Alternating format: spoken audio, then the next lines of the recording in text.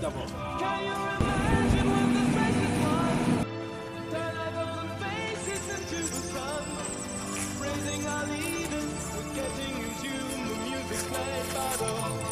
Le chef de l'État congolais, Denis Sassou Nguesso, grand défenseur du multilatéralisme qui a tenu, en dépit des nombreux impondérables, à honorer le grand rendez-vous de la diplomatie internationale.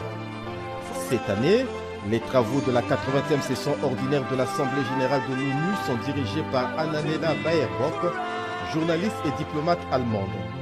Dans son intervention, elle a donné le temps, le rythme et la cadence du débat général fondateur des Nations Unies, à savoir la paix, la sécurité, le développement durable et les droits de l'homme, et d'autre part, exhortant au sursaut collectif en faveur du multilatéralisme, sursaut collectif, dit-elle, grâce auquel la communauté internationale sera en mesure de relever les défis et de réaliser les objectifs escomptés.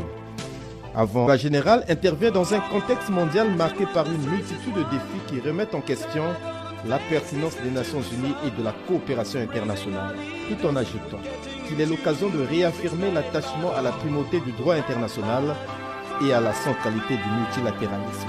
Quel monde voulons-nous bâtir ensemble? Excellence. La tâche est immense, alors même que nos moyens d'agir, eux, fondent comme neige au soleil. C'est une ère de bouleversements dangereux et de souffrances humaines incessantes. Regardez autour de vous. Les principes des Nations Unies que vous avez établis sont assiégés.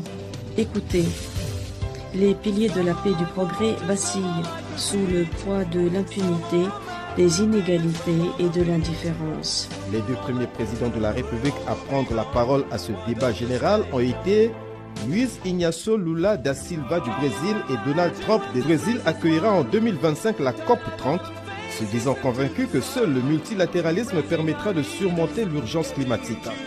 Le chef de l'État congolais Denis Sassou Nguesso, il va s'exprimer le mercredi 24 septembre 2025 dans l'après-midi. Le Congo soutient la coexistence pacifique, la tolérance réciproque et la compréhension mutuelle. À la tribune de l'ONU, le président Denis Sassou Nguesso a déclaré que l'Afrique ne pouvait plus rester à l'écart de la politique mondiale. Un continent de plus de 1,4 milliard d'habitants et doté d'un énorme potentiel de jeunes mérite d'être pleinement impliqué dans la prise de décision mondiale. Le Congo a exigé une représentation permanente de l'Afrique au Conseil de sécurité de l'ONU, non pas comme un geste de bonne volonté, mais comme une reconnaissance de ses droits et de son rôle légitime. L'Afrique est le continent de l'avenir et elle doit être un partenaire à part entière, pas un pétitionnaire, a déclaré le président.